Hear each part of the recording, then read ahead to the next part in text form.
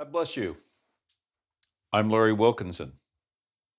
As I'm going through the books of the Bible today, I want to talk about the book of Micah.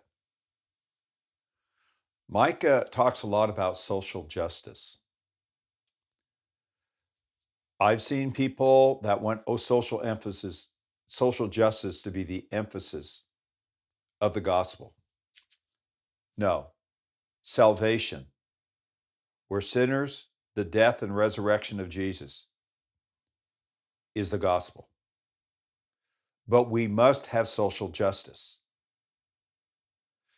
The best thing is we need to have both. We need to care for the poor, for the needy, for the downtrodden, for the hurting, for those in prisons. Jesus says, I was in prison, you didn't visit me. I was sick, you didn't come pray for me.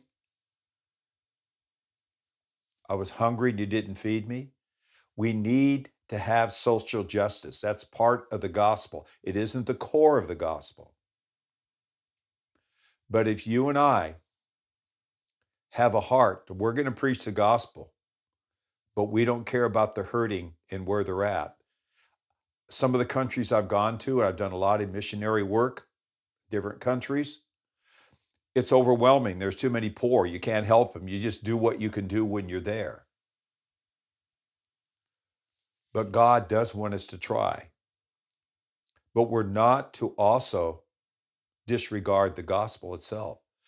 There have been ministries decades ago that helped the poor, the alcoholic, the drug addict. And those institutions still are there.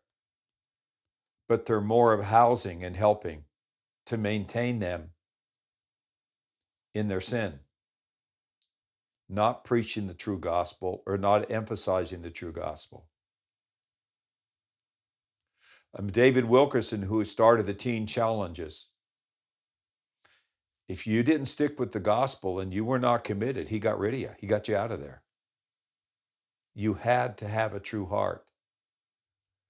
And it's very important, as Micah would say, if you don't love the poor, if you don't care about the poor, if you don't care about the downtrodden, even the actual criminals in prison, there's something wrong with you. Because you should care. In America and in other nations, find missionaries that are godly that you can support, because those missionaries are doing two things. They're preaching the gospel in a dangerous area many times, and they're going without. But be very careful.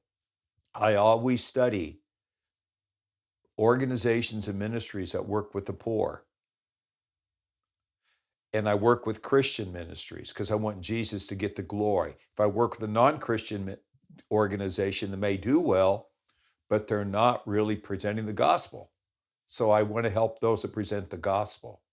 But I always look up and study what percentage goes to those poor people.